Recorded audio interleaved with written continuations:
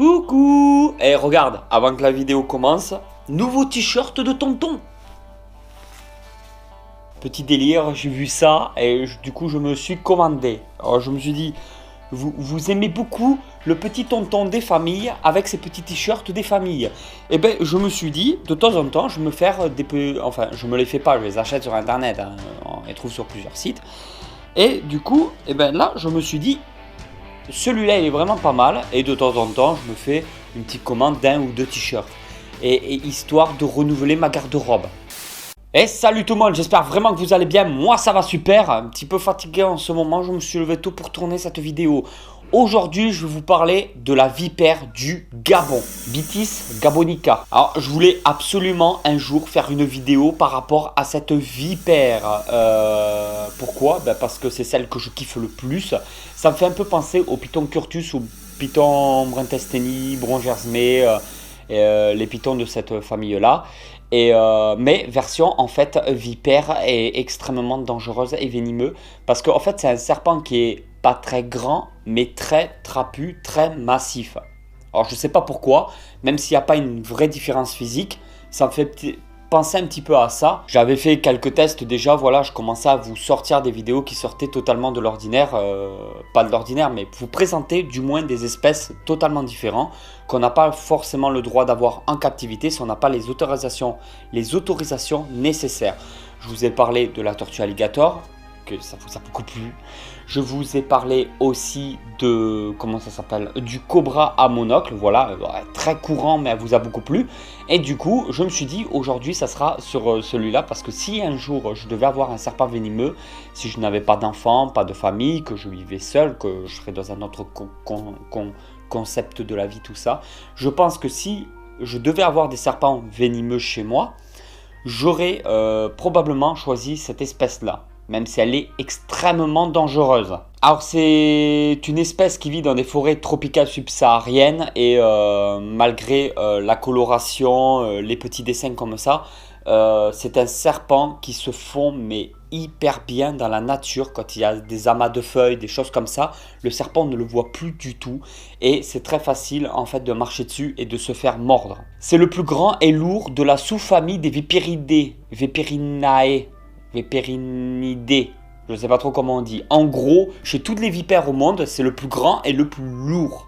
Voilà, le plus massif. Alors, il fait jusqu'à 120 cm. Le truc, c'est pas tant sa taille ni sa masse, c'est surtout au niveau de la gueule. C'est un serpent qui a une gueule très triangulaire. Ça, c'est dû à ses poches à venin. Dans les serpents venimeux, c'est le serpent qui va injecter la plus grosse quantité de venin sur une seule et même morsure de tous les serpents au monde. Alors, je ne veux pas dire, attention, ne me faites pas dire ce que je n'ai pas dit, ce n'est pas forcément le serpent le plus dangereux au monde. C'est pas, voilà, même s'il fait partie des animaux les plus dangereux au monde, il y a d'autres animaux, il y a d'autres serpents qui sont peut-être plus dangereux que celui-là. Mais c'est celui qui va vous injecter la plus grosse quantité de venin. Sa tête triangulaire, en fait, elle a été formée, elle est poussée à être triangulaire d'après les informations que j'ai pu trouver sur internet, parce que les poches à venin sont très développées et du coup c'est ça qui donne la forme de la tête de cette petite vipère du Gabon. Les crochets sont aussi les plus longs du monde. On parle toujours parmi tous les serpents au monde, celui qui a les plus grands crochets, c'est ce serpent là. C'est des crochets qui peuvent atteindre 5 cm voire 55 mm, donc 5 cm et demi pour les crochets les plus grands. Après 5 cm et demi, j'y crois peut-être pas trop, mais 5 cm c'est sûr que ce serpent peut les atteindre. Après, pour les plus grands connaisseurs, le venin est hémotoxique. Je ne sais pas du tout ce que ça veut dire, mais je pense que ça doit faire bien mal. C'est vraiment extrêmement dangereux. C'est le genre de serpent aussi, quand on se fait mordre, où il arrive un moment où on peut cracher du sang. Il y a des nécroses qui se forment, il y a le sang qui va pas bien du tout.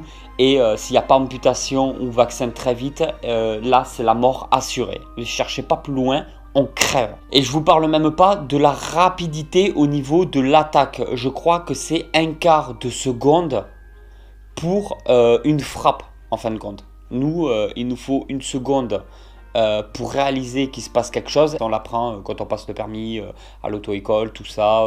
Il faut une certaine distance avec la voiture d'en face. Alors il y a quelques éleveurs en France qui en possèdent. Tous les gens qui en possèdent en France donc ont un certificat de capacité et une autorisation d'ouverture d'établissement.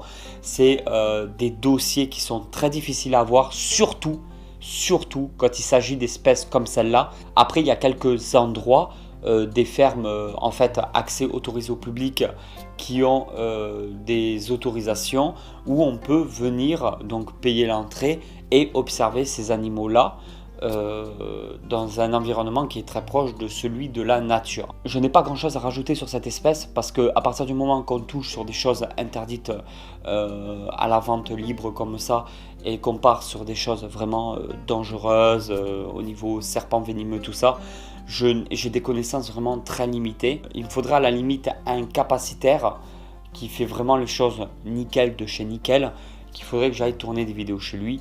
Mais sinon, moi là actuellement, je suis très limité. Donc c'est vraiment juste une vidéo de présentation de cette espèce. Donc il y en a normalement à Planète Exotica, il me semble en avoir vu là-bas. Marc, le gérant de Planète Exotica, a toutes les autorisations nécessaires et possède des animaux extrêmement dangereux. Et il me semble qu'il a bien la vipère du Gabon.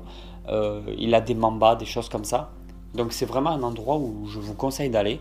D'ailleurs, il va bientôt falloir que j'y retourne parce que j'ai quelques projets de vidéos à faire dans ce parc à nouveau. Donc il va y avoir du déplacement, il va y avoir des frais, mais c'est pas grave.